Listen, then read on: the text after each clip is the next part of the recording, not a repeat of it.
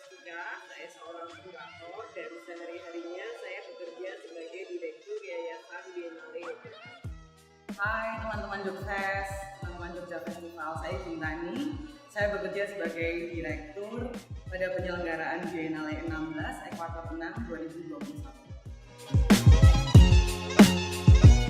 Biennale kali ini menjadi cukup spesial karena sebenarnya kalau bagi kami di Yayasan, seri Khatulistiwa ini akan ditutup dengan kawasan Oceania. Jadi kita memulai perjalanan ini sejak tahun 2011, yaitu bertemu India, lalu 2013 bertemu kawasan Arab, 2015 bertemu Nigeria, 2017 bertemu Brazil, 2019 bertemu Asia Tenggara, dan setelah kita memutar bola dunia, memutar globe itu, kita tiba di kawasan Oceania. Jadi bagi kami kawasan Oceania ini tidak saja menjadi penanda atas keragaman identitas dan asal-usul orang Indonesia, tetapi juga merupakan satu cara bagi kita untuk bertaut dengan dunia yang lebih luas.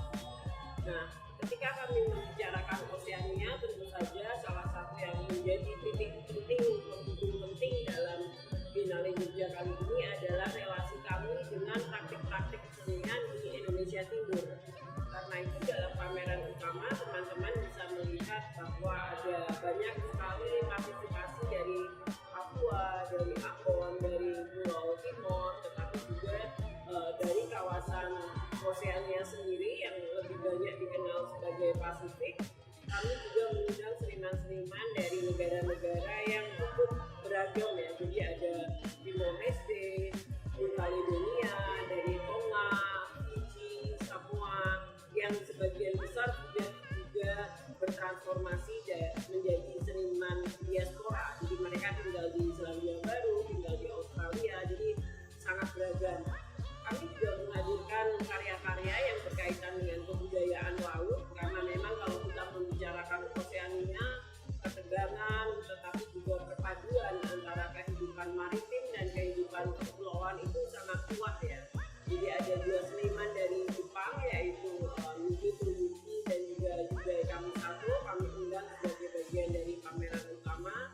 Selain juga kami menerima kerjasama bersama teman-teman dari Taiwan melalui Bidik Taiwan yang hampir semuanya juga berbicara tentang kebudayaan maritim.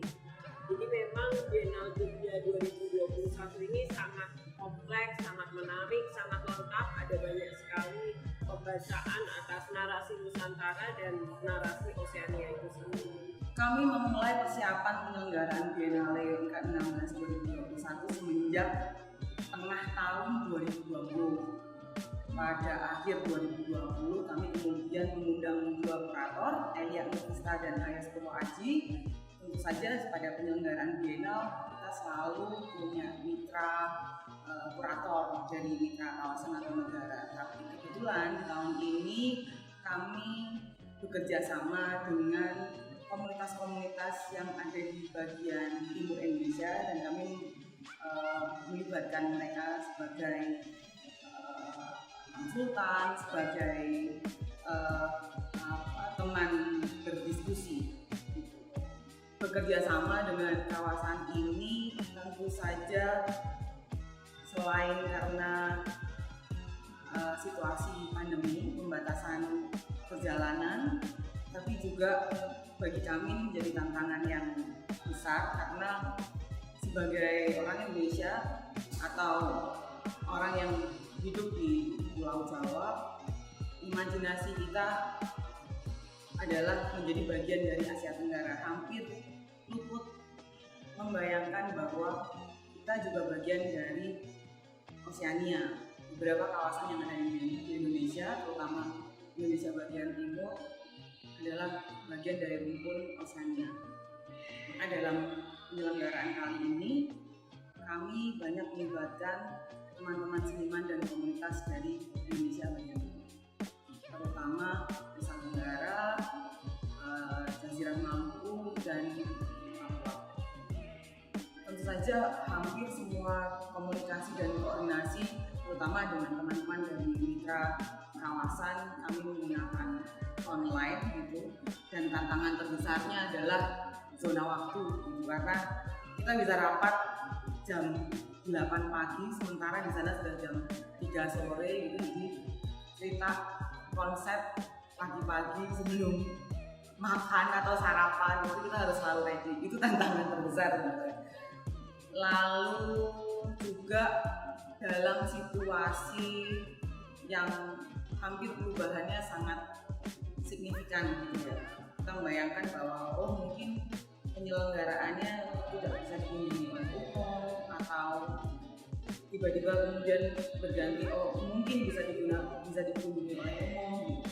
Jadi situasinya memang sangat akrobatik ya. Biennale Jogja sendiri tahun ini diselenggarakan sejak 6 Oktober hingga 14 November 2021 secara venue onsite ada di 4 di Taman Budaya Yogyakarta. Teman-teman bisa menikmati perjalanan Biennale Jogja Ekwator dari tahun 2011 hingga sekarang. Kemudian di Jogja National Museum yang menjadi venue utama, pameran utama berjudul Roots. Lalu teman-teman juga bisa mengunjungi Bilik Taiwan di Pendopo Adiasa di tempat yang sama di Jogja National Museum. Kemudian ada Bilik Korea di Museum dan Tanah Liat dan Indie Art House, dan semuanya selenggara hingga tanggal 14 November. Pada penyelenggaraan kali ini tentu saja kita ingin semua bisa mengapresiasi apa yang ada di Biennale. Oleh karena itu website juga menjadi salah satu venue utama pada penyelenggaraan Biennale Jogja 16 2020. Sebelum Biennale Jogja sendiri dibuka di bulan Juli kemarin, kami sudah sempat menyelenggarakan satu program yaitu pameran Asana Bina Seni ya, yang memang dimaksudkan sebagai pra-biennale. Jadi kita mempresentasikan karya-karya seniman yang telah terlibat dalam kelas Asana Bina Seni. Jadi kelas ini diinisiasi sebagai upaya menjadi ruang belajar bersama bagi seniman-seniman muda atau peneliti muda, penulis muda, sehingga mereka bisa terlibat lebih jauh dengan Biennale Jogja. Jadi di bulan Juli itu kami sudah menyelenggarakan pameran Dunia Mantra, di mana 2 orang peserta dari kelas Asana itu kemudian menjadi bagian dari Biennale Jogja pameran utama yang karyanya kemudian dipresentasikan bersama dengan seniman-seniman lainnya. Lalu juga seperti tadi saya bilang, ini menjadi istimewa karena menandai berakhirnya satu putaran di garis khatulistiwa. Maka Yayasan Biennale Jogja tahun ini menyelenggarakan pameran arsip yang sebenarnya menjadi setting wawancara kita kali ini ya. Jadi teman-teman yang datang ke sini bisa melihat bagaimana sejarah perkembangan Biennale Jogja dari waktu ke waktu kawasan khatulistiwa. Jadi apa sih maknanya menjadi bagian dari khatulistiwa? Apa maknanya menjadi bagian dari konteks geopolitik global selatan gitu. Karena itu dalam pameran ini kami juga mencoba melihat hubungan antara Biennale Jogja dengan Biennale lain di kawasan yang kita pernah bekerja sama. Jadi kita mencoba berkorespondensi dengan Biennale di India, di Brazil, di Arab, di Nigeria, di Asia Tenggara gitu, untuk menunjukkan bahwa sebenarnya visi Biennale Jogja ini bukan sesuatu yang bisa diperjuangkan sendirian, tetapi membutuhkan kolaborasi, membutuhkan jejaring dan komunikasi yang intens dengan Biennale lain di kawasan global selatan. Lalu kami juga membuat satu program kolaborasi dengan teman-teman Minecraft.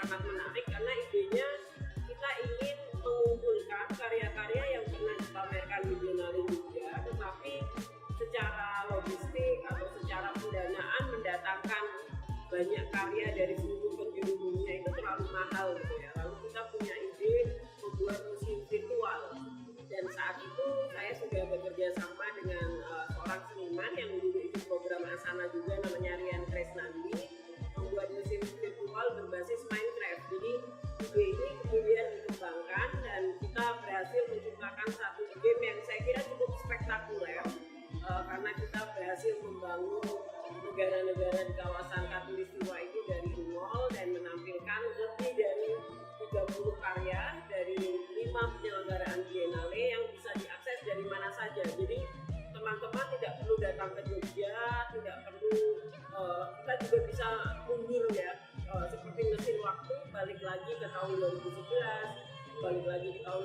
2013, 15 untuk melihat karya-karya yang pernah dipamerkan di sana. Jadi ini juga satu program yang mencoba merespon bahwa selama pandemi ini teknologi membantu kita untuk saling terhubung, membantu imajinasi para seniman untuk bisa menciptakan satu terobosan, menciptakan satu inovasi-inovasi baru di mana karya virtual atau karya berbasis internet itu menjadi sesuatu yang tidak terelakkan.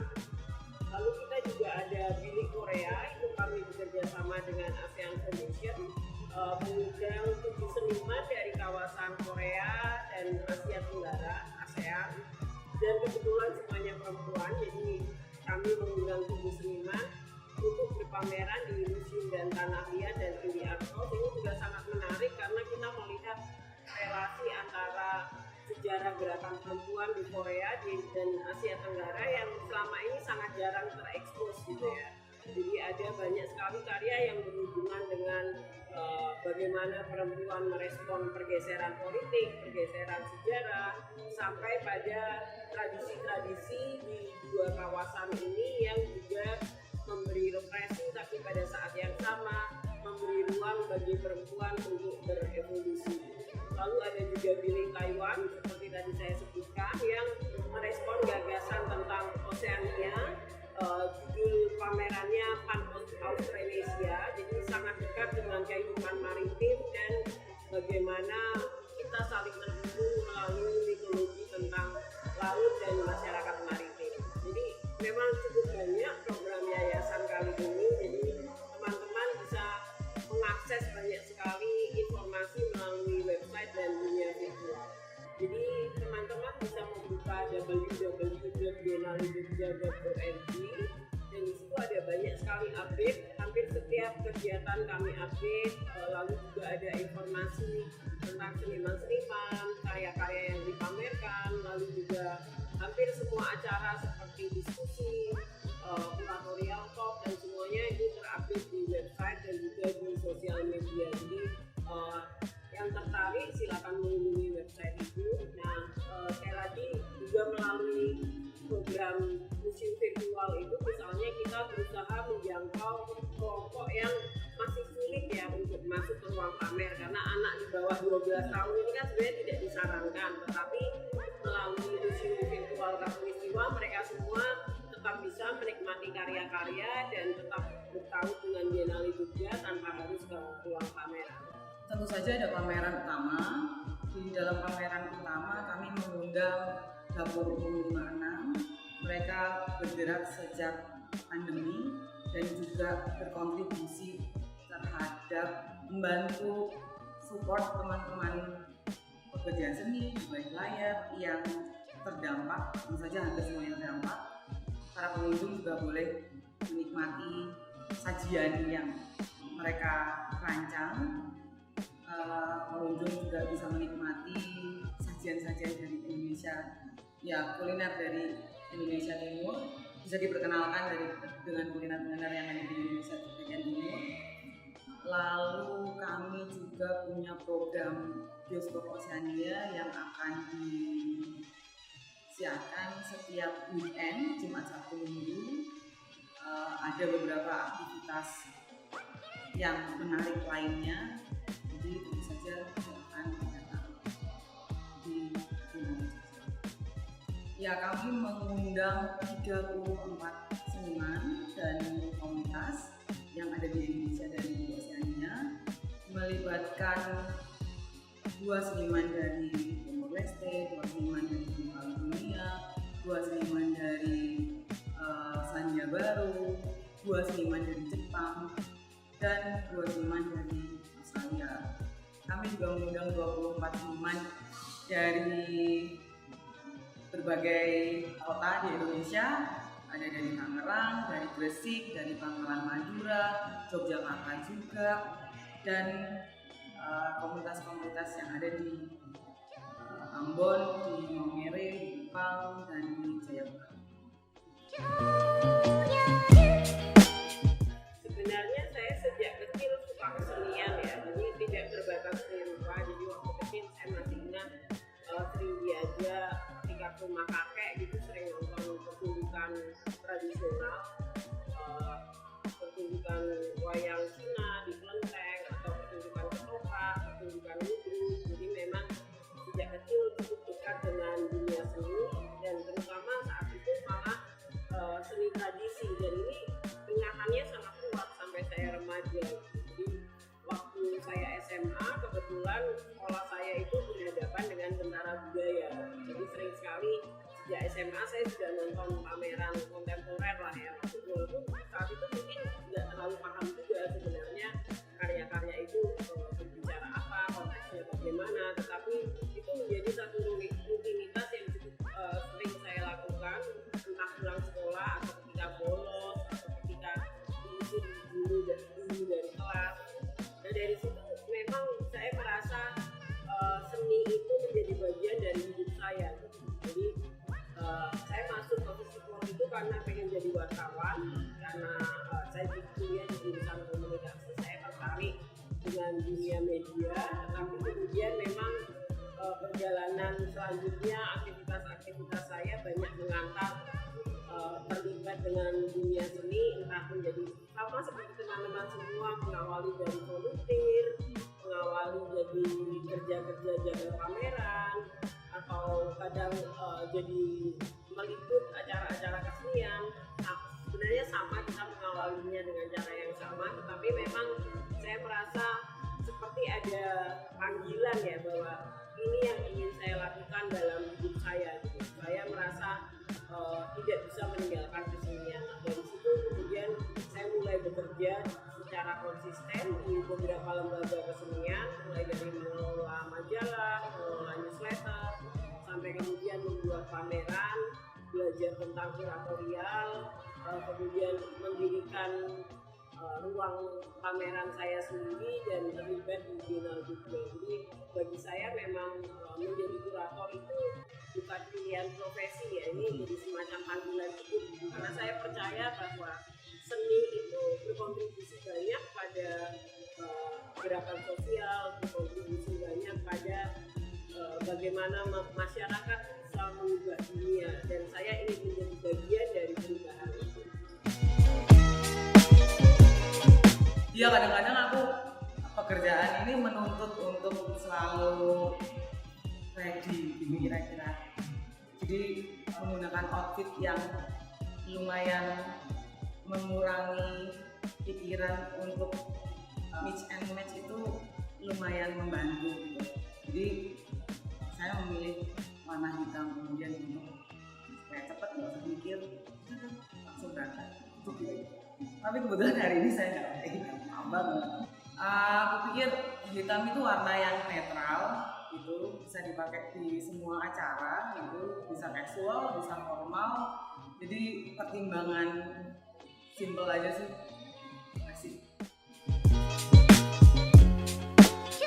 Itu tadi ya, karena mungkin seni itu sudah sedemikian jadi bagian dari hidup saya, jadi yang namanya hobi saya pun kadang-kadang jadi bagian dari aktivitas kesenian gitu. Jadi kadang kita nggak bisa membedakan lagi mana yang hobi, mana yang pekerjaan, mana yang kehidupan, itu semua nyampur jadi satu gitu ya. Tapi sama seperti teman-teman lain, walaupun saya senang bilang berkebun gitu, tapi bukan karena kemarin tren pandemi semua orang terus berkebun gitu. Sebenarnya sejak dulu saya senang merawat tanaman gitu, saya senang mengumpulkan tanaman di rumah gitu. Jadi salah satu yang kemudian kalau ada waktu luang itu selalu saya mencoba ngobrol dengan tanaman-tanaman saya sendiri, karena memang kadang-kadang hal kecil ya, tapi itu bisa memberi semacam eskapisme, jadi semacam hidup yang lain lah. Jadi kadang-kadang saya mencari kok ini daun ada ada yang lubang, ini pasti ada ulat gitu. Jadi saya bisa asik sendiri menemukan ulat-ulat di daun gitu selama beberapa waktu, dan itu bisa sangat refreshing gitu. Sekarang ini juga karena saya punya lahan yang lebih besar, jadi berkebunnya agak meningkat gitu. Kami menanam sendiri bahan-bahan pangan kami, jadi ada cabai, tomat, terong, timun, kacang panjang, dan ya bahan makanan yang bisa diolah itu kami usahakan datang dari kebun kami sendiri. Jadi kemarin sih lumayan intens ngurus itu, tetapi setelah Biennale juga menjadi lebih sibuk, agak terbengkalai, dan itu jadi PR saya selanjutnya.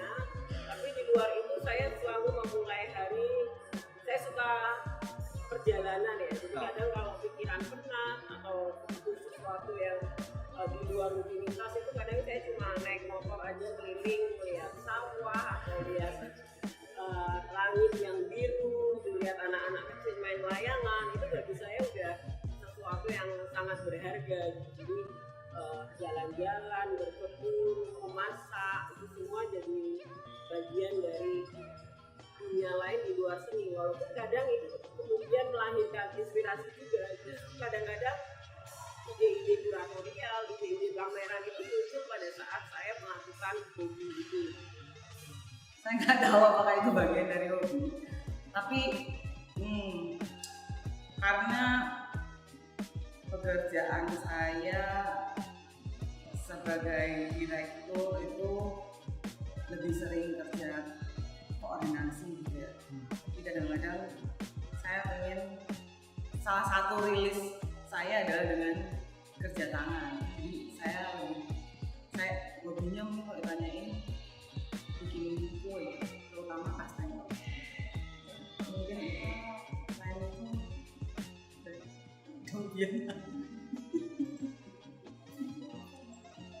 hobinya udah terlalu established. Saya masih punya satu akun Instagram lagi selain Instagram personal. Saya juga punya Instagram produk kastengel saya @panggang3. Silahkan dicek.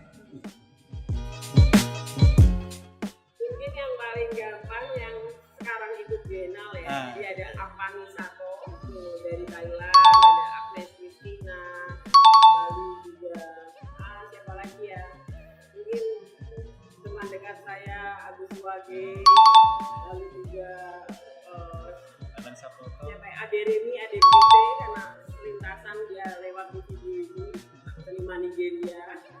Lalu juga siapa lagi ya,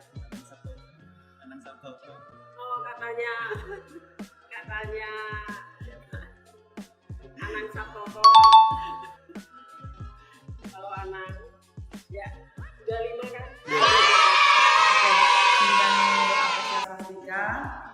Greg Semu karena juga bisa dilihat di Biennale Jogja tahun ini. Terus ada G. Siddhartha Sudyo Pematung, ada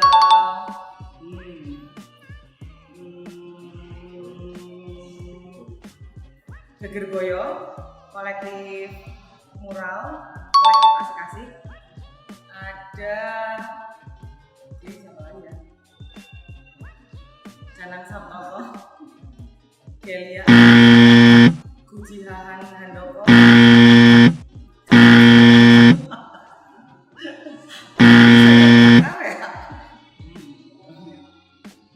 Kayaknya sepanjang pengetahuan saya itu ya, Grace Sambo, kurator, apa lagi ya? Giam Artista, Gade Darmawan. Ya kayaknya cukup ya. G. Prima Puspitasari. Ya, sudah cukup.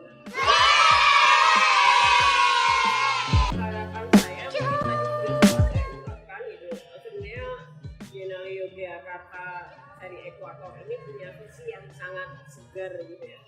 Dia menawarkan cara pandang baru tentang internasionalisme, tentang dunia, dan saya kira ini tidak bisa jadi kerja sendiri. Jadi harapannya ke depan kita lebih punya waktu, lebih punya sumber daya, kita punya lebih banyak kesempatan untuk bisa membangun sinergi dengan biennale-biennale lain di seluruh dunia untuk memberi satu pernyataan yang kuat gitu. Kalau kita tadi berbicara bahwa seni bisa menjadi bagian dari perubahan sosial, seni bisa mendorong perubahan dalam sebuah masyarakat, saya kira kalau ini dikumpulkan dalam konteks yang lebih luas, lebih besar, kita bersama-sama, ini bisa mendorong dan bersinergi dengan gerakan-gerakan sosial lain seperti tahun dulu ada Arab Spring, ada Occupy Movement, sekarang ada Black Lives Movement. Saya kira seni harus terbuka dan merespon perubahan-perubahan tersebut sehingga kita bisa menjadi bagian yang penting dari perubahan dunia untuk mewujudkan satu masyarakat yang lebih adil, sejajar, dan masa depan dunia yang lebih baik, termasuk berkaitan dengan sustainability, dengan keberlanjutan hidup gitu ya. Kebetulan tahun ini adalah menutup seri putaran pertama Ekuator. Bilang kali ini adalah menutup seri putaran pertama Ekuator. Tentu saja harapannya kita bisa bertemu dengan mitra-mitra negara dan kawasan lain yang memberikan kita perspektif tentang bagaimana kita dan bagaimana posisi kita di skema Jepang global. Saya Alia Swastika. Saya See you on Jogja City of Festival. See you on Jogja City of Festival. Let's create and collaborate.